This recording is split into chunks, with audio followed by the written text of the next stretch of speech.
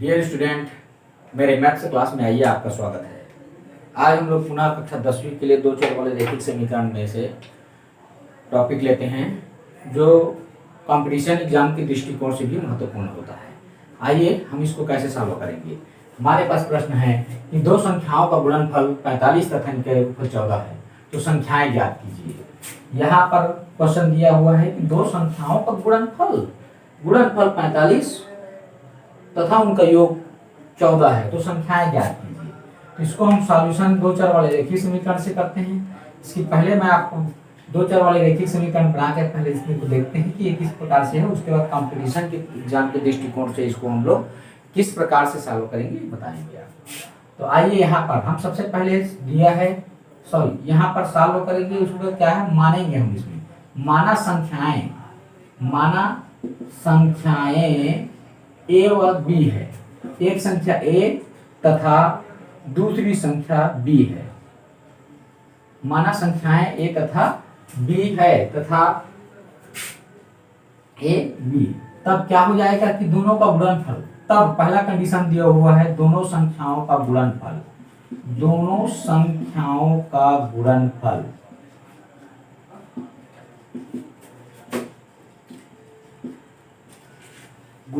बराबर यहाँ पर 45 दिया हुआ है। तो दोनों संख्याओं का गुणनफल हम लोग लिख लेंगे कि एक संख्या x है और दूसरा संख्या y है, तो a गुणी दूसरा एक संख्या a है, दूसरा संख्या b है, तो a गुणी b बराबर हमारे पास आ गया 45। ये इक्वेशन फर्स्ट। यहाँ पर दोनों का गुणनफल दिया है तथा और दिया हुआ है कि इनका योगफल तथा a धन b बराबर, योगफल माने जोड़, तो a प्लस b बराबर हो गया है यहाँ पर 14 दिया हुआ है 14। ये इक्वेशन नंबर सेकेंड है। हम अब जानते हैं कि देखिए दो संख्याओं का गुणनफल दिया हुआ है, दो संख्याओं का योगफल। तब हम जानते हैं, वी नो दैट, हम जानते हैं कि a माइनस बी का होल स्क्वायर, यदि मैं इसका a माइनस बी का होल स्क्वायर बराबर कर दूं तो ये a धन b का whole square, a plus b का होल स्क्वायर माइनस 4ab के बराबर होता है। a माइनस बी का होल स्क्वायर बराबर a प्लस बी का होल स्क्वायर माइनस 4ab। तो इसमें से हम a माइनस बी का पहली वैल्यू पहले निकाल लेंगे, तो ये क्या हो जाएगा हमारा a माइनस बी का होल स्क्वायर बराबर a प्लस बी का होल स्क्वायर 14। तो यहाँ पर 14 का मैं वर्ग लिख दिया, माइनस 4 इंटू ए बी का मान कितना दिया, 45 यानी 45 दिया। तब हमारे पास क्या आ जाएगा, ये 14 गुणी 14 बराबर है 196 होता है। 196 में हम 45 दूनी, देखिए 45 गुणी 4 करेंगे तो 45 दूनी 90, 90 90 180 हो जाएगा। तो हम देख रहे हैं कि a माइनस बी, यहाँ पर a माइनस बी का होल स्क्वायर बराबर आ गया 96 में से 180 घटेगा, 196 में से 180 घटेगा तो 16 आ जाएगा। यहाँ a माइनस बी का होल स्क्वायर बराबर ये दिया है, क्या है, a माइनस बी का होल स्क्वायर बराबर 96 दिया हुआ है।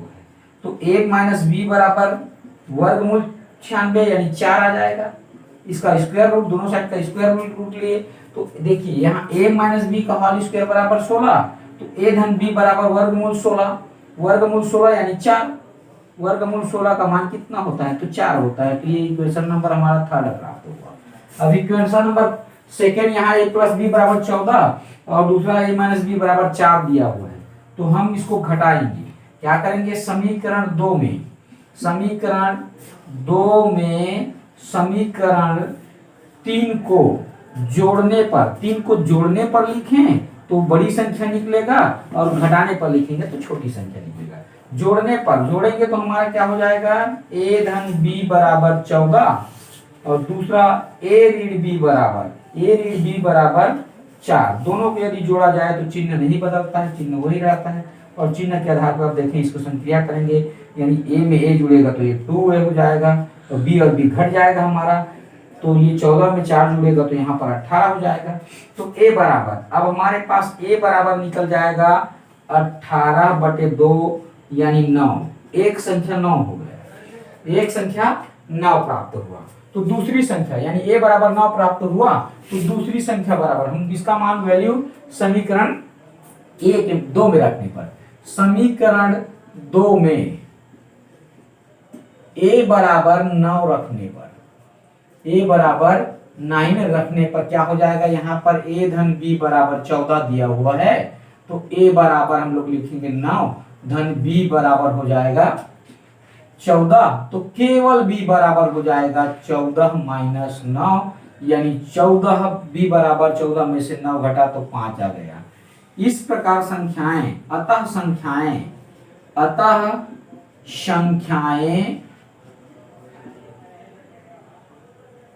9 व 5 है, 9 व 5 है, यह हमारा उत्तर प्राप्त हुआ। इस प्रकार हम देख रहे हैं कि इसको 2 चर वाले समीकरण से हमें बनाए हैं। हमें यदि हम इस सवाल को कंपटीशन एग्जाम की स्थिति में आता, कंपटीशन एग्जाम में आता, तो 2 संख्याओं का गुणनफल दिया हुआ है, तो a गुणित b बराबर हम डायरेक्ट लिखते 45 और a धन b बराबर हमें लिखना है 14। तो 45 का ऐसा गुणनखंड करेंगे जिसको जोड़ने पर कितना आ जाए 14।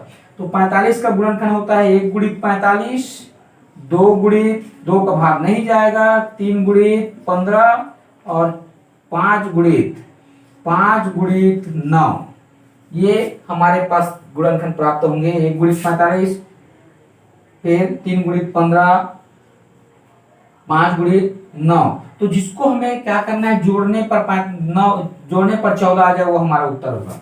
इसको जोड़ेंगे तो 46, इसको जोड़ेंगे तो 18 और इन दोनों को 9 और 5 को जोड़ेंगे तो हमारा आ गया 9 और 5 को जोड़ते हैं तो 14, अतः हमारा उत्तर 9 और 5 प्राप्त हुआ। इस प्रकार हम इसको डायरेक्ट देखेंगे, जो गुणनफल दिया रहेगा उसका गुणनखंड करेंगे और जोड़ने पर घटा रहेगा तो उन संख्याओं को जोड़ेंगे और जोड़ने पर ये 14 आ जाए, वही संख्या हमारा उत्तर होगा। अगर घटाने पर बोला जाता तो घटाने पर जो संख्या आता उसी को हम उत्तर लेते हैं। इस प्रकार इसको हम कंपटीशन एग्जाम के दृष्टिकोण से भी बना सकते हैं। आइए हम सेकंड क्वेश्चन देखेंगे। हम दूसरा सवाल देखते हैं। इसमें से सवाल नंबर हमारा 11वां है, जो प्रश्नावली 2 का ही है कि 5 वर्ष पूर्व मेरी आयु मेरे पुत्र की आयु की 3 गुनी थी, 10 वर्ष पश्चात मेरी आयु मेरे पुत्र की आयु की दुगुनी हो जाएगी, मेरे और मेरे पुत्र की वर्तमान आयु ज्ञात कीजिए। ये आयु संबंधी सवाल हमेशा कंपटीशन एग्जाम में भी पूछा जाता है, मोस्ट इंपॉर्टेंट होता है। आइए हम इसको 2 चर वाले रैखिक समीकरण से कैसे हल करते हैं। तो सबसे पहले ये क्या होता है कि देखिए, माना वर्तमान आयु, मेरी वर्तमान आयु, माना मेरी वर्तमान आयु x वर्ष है, मेरी आयु 100 वर्ष तथा मेरे पुत्र की आयु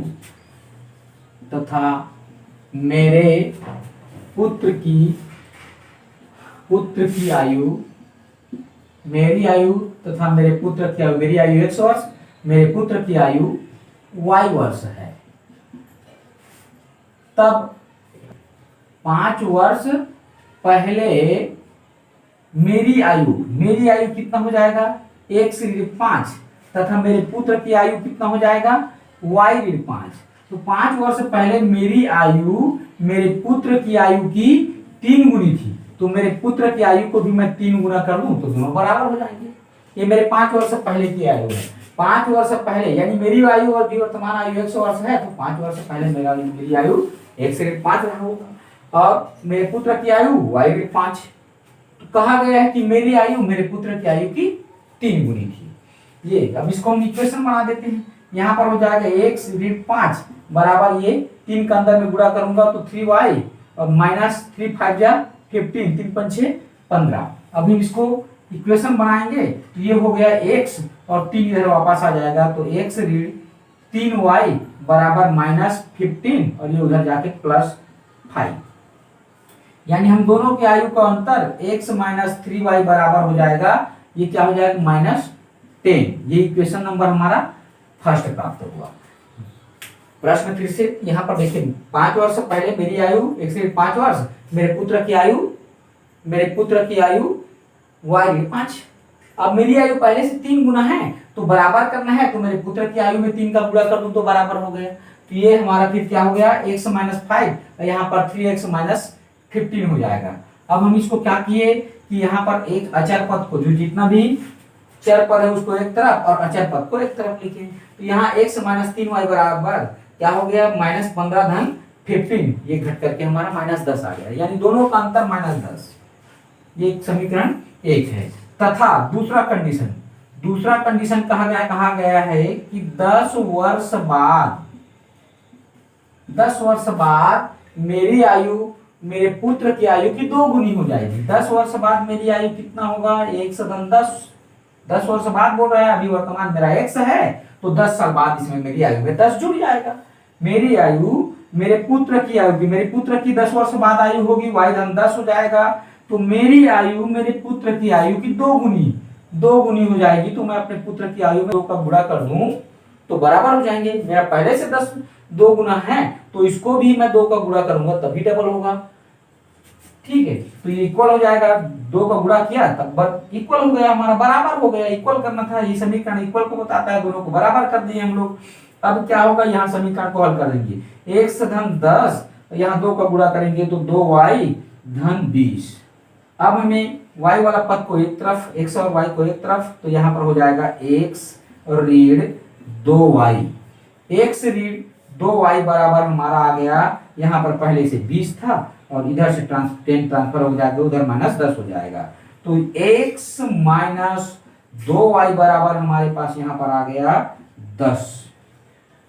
ये हमारा इक्वेशन नंबर 2 प्राप्त हुआ। 20 में 10 घटाए तो 10 प्राप्त हुआ। इस प्रकार 2 समीकरण हमें मिल गया है। एक समीकरण x minus 3y equal to -10, यहाँ -10, दोनों को घटाए -10, और यहाँ x माइनस 2y बराबर 10 है।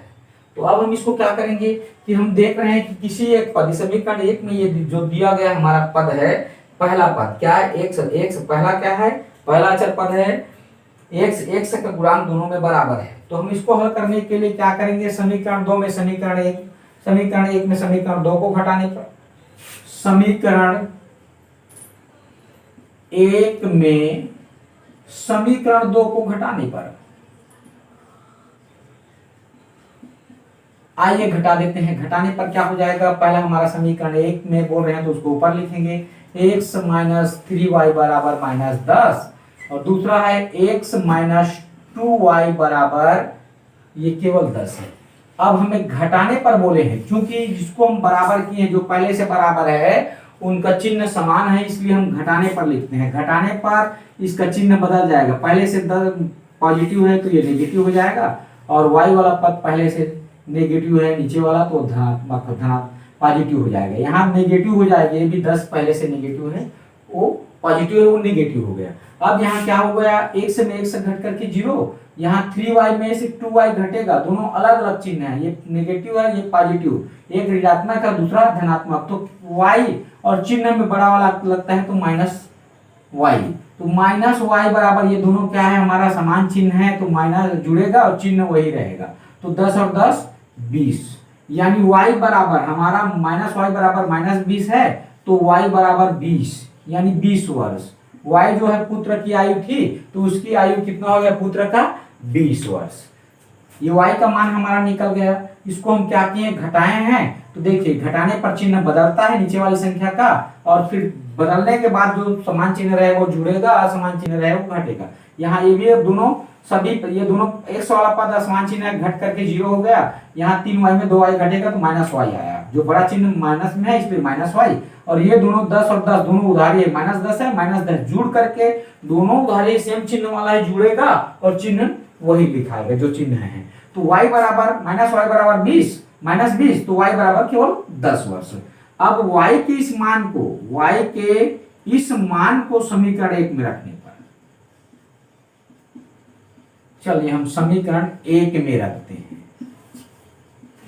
1 में रखने पर, ये समीकरण 1 में रखेंगे, हमारा मान क्या है, x माइनस 3y बराबर यहाँ पर -10 है, ये समीकरण 1 है, वो समीकरण 1। तो इसमें हम y का मान रखेंगे, तो x ऋण यहाँ 3 गुणित y का मान हम लोग 20 बराबर -10, यहाँ पर x और ये 20 में गुणा करेंगे, 3 तो 20 दिया 60, 20 ऋण 60 बराबर -10। अब हम x का वैल्यू निकालेंगे, तो 60 है उसको हम पक्षांतर करेंगे। यहाँ पहले से राइट साइड में, हमारा राइट साइड में 10 है, तो ये 60 जो है हमारा लेफ्ट साइड से -60 है, वो उधर जाकर के पॉजिटिव हो जाएगा, यानी +60 हो जाएगा। उसके बाद हमारा x बराबर आ गया 60 में से 10 घटेगा तो 50 आया, बड़ा में पॉजिटिव धनात्मक है इसलिए 50।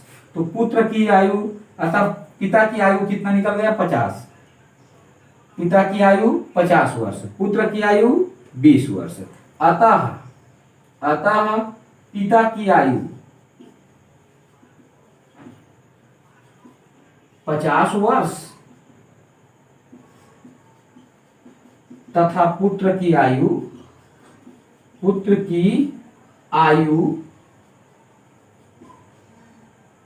20 वर्ष है, 20 वर्ष है। इस प्रकार ये सवाल हल होगा। यहाँ पर ये दोनों सवाल हमारे दो चर वाले रैखिक समीकरण से बनाए हैं। इस प्रकार ये सवाल दो चर वाले समीकरण से हल होता है। यदि मेरा वीडियो आपको पसंद आया हो तो लाइक एवं शेयर जरूर कीजिएगा, साथ ही साथ सब्सक्राइब कीजिएगा ताकि मैं और अगला चैप्टर बना सकूं तो आपको उसका लाभ मिल सके।